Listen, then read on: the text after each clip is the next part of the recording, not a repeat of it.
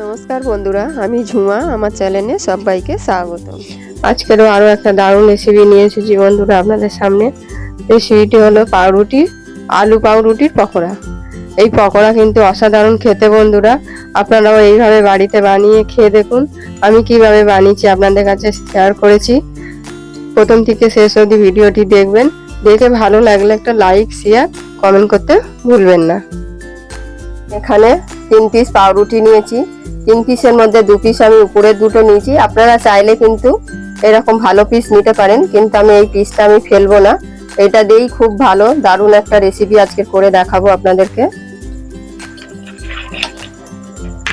প্রথমে আমি অল্প জল দেব, যাতে পাউরুটিগুলো ভিজে যায়। কিছুক্ষণ ভিজিয়ে রেখে দেবো। পাউরুটিটা আমি 2 থেকে 3 মিনিট ভিজিয়ে রেখেছিলাম। খুব বেশিক্ষণ ভেজাতে হবে না, খুবই অল্প জল দিয়ে ভিজিয়েছি। জলটাকে আমি এবার চিপে নেব। জলটাকে একদম চিপে আমি ফেলে দেব। জলটাকে আমি চিপে ফেলে দিয়েছি। জলটাকে আমি ফেলে দেবো, আর নেব না। এখানে আমি একটা আলু নিয়েছি বন্ধুরা। আলুটা কিন্তু আমি আগে থেকে সেদ্ধ করে নিয়েছি। আলুটা আমি এখন খোসা ছাড়িয়ে নেব। আলুটাকে আমি ভালো করে মেখে নেব। কাঁটা চামচ দিয়ে আমি এইভাবে করে নেব। আলুটা এখনো গরম আছে বন্ধুরা, সবে সেদ্ধ করেছি। পরে আমি মেখে নিয়েছি। এবার আমি যে পাউরুটিগুলো জল চিপে রেখেছিলাম দিয়ে দেবো। এতে এবার কিছু উপকরণ দেব আমি। পেঁয়াজ কুচি দেবো, ধনেপাতা কুচি দেবো, কাঁচা লঙ্কা কুচি দেবো। আমি 1 চামচ আদা রসুন বাটা দেবো। 1 চামচ গুঁড়ো গরম মশলা গুঁড়ো দেবো। অল্প একটু হলুদ দেবো। 1 চামচ ধনের গুঁড়ো, 1 চামচ জিরের গুঁড়ো, পরিমাণ মতো নুন,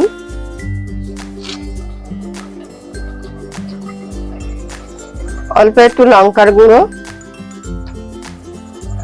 অল্প একটু জোয়ান হাতে ডলে দিয়ে দেবো। 1 চামচ কর্নফ্লাওয়ার দেবো। দিয়ে আমি খুব ভালো করে হাত দিয়েই মেখে নেব। খুব ভালো করে আমি মেখে নিয়েছি। হাতে আমি অল্প একটু তেল লাগিয়ে নিয়েছি, যাতে হাতে না লেগে যায়। এবার আমি ছোট ছোট করে একটা বল তৈরি করে নেব। আপনারা চাইলে আপনাদের শেপে পছন্দ মতন শেপ করে নেবেন। আমি গোল গোল করে নিচ্ছি বন্ধুরা। এইভাবে আমি সব গোলগুলো করে নেব। তেলটা হাতে দিলে তাহলে চিপটাবে না, নালে চিপটে যাবে হাতে। প্রত্যেকটা এইভাবে বল করে নেব। খেতে কিন্তু জাস্ট বন্ধুরা অসাধারণ লাগবে। বিকালবেলা এই বর্ষা বৃষ্টি আসছে, কিন্তু খেতে কিন্তু দারুণ লাগবে। আপনারাও এইভাবে বাড়িতে বানিয়ে খেয়ে দেখুন। এই বর্ষাকালে কিন্তু এই আলু পাউরুটির পকোড়া কিন্তু জাস্ট জমে যাবে। আমি এরকম করে সব কটা বানিয়ে নিচ্ছি। আলুর বলগুলো কিন্তু আমি সব তৈরি করে নিয়েছি। এবার আমি কড়া বসিয়েছি। কড়াতে কিন্তু আমি সর্ষের তেল দিয়েছি। তেলটা ভালো করে গরম করে নেব। আপনারা চাইলে এখানে সাদা তেল দিয়েও ভাজতে পারেন। তেলটা আমার গরম হয়ে গেছে। গ্যাসটা কিন্তু আমি এখন একদম কমিয়ে দেবো। দিয়ে আমি যে পকোড়াগুলো তৈরি করেছিলাম দিয়ে দেবো। এই কম আঁচেই কিন্তু ভাজতে হবে। বড়াটা দেওয়ার পরে আমি গ্যাসটা মিডিয়াম করে দেবো। খুব বেশি জোরে দিলে কিন্তু ভেতরে কাঁচা থেকে যাবে, উপরে ভাজা হয়ে যাবে। এবার আস্তে আস্তে মিডিয়াম আঁচে আমি সব কটা ভেজে নেব। এবার আস্তে আস্তে আমি সব কটা উল্টে দেবো।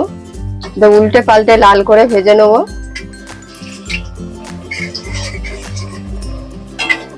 পকোড়াগুলো ভাজা হয়ে গেছে বন্ধুরা। আমি এবার আস্তে আস্তে তুলে নেব।